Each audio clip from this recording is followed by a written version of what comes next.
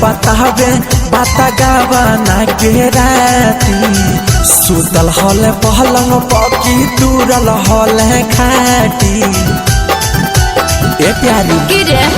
हमारा बतावे बाता गावाना के राती सुतल हल पहलंग पकी दूरल हल खाटी रे छोड़ा कितनो करिए दर्द से सोर रे मारे लगा के जोर रे छोड़ा कितनो करिए दर्द से सोर रे मारे लगा के जोर रे हमारा बतावे बाता गावाना के राती सुतल हल पहलंग पकी दूरल हल खाटी ए प्यारी हमारा बतावे बाता गावाना के राती सुतल हल पहलंग पकी दूरल हल खाटी रे छोड़ा कितनो करिए दर्द से सोर रे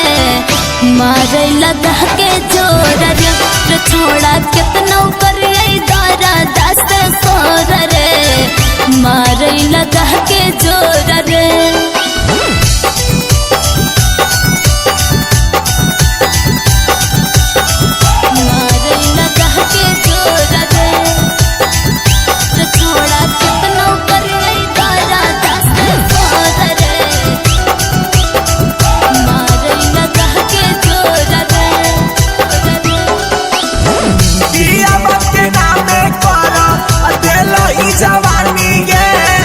रात भर में पिया बकोरा दे हई पानी पानी रे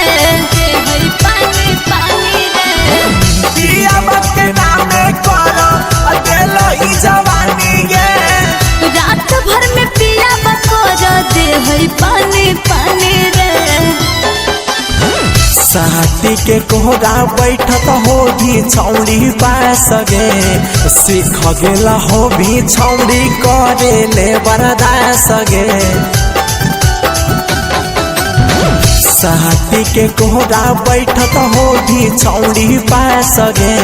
सीख गेला हो भी छौड़ी करे ले बरदास गे रे छोड़ा कितनो करिए दर्द से सोर रे मारे लगा के जोर रे छोड़ा कितनो करिए दर्द से सोर रे मारे लगा के जोर रे मारे लगा के जोर रे छोड़ा कितनो करिए दर्द से सोर रे मारे लगा के जोर रे मौका पूरा मिललो पियावा आ संगे छौड़ी सुते के हिया भी काच दर्द से पड़ो हई रोवे के से पड़ो हई रोवे के मौका पूरा मिललो पियावा आ संगे छौड़ी सुते के हिया भी काच दर्द से पड़ो हई रोवे के केटीएम राजा की तोरा देला कौनी सानी पूछो हो निरंजन की तोरा देला कौमु देखानी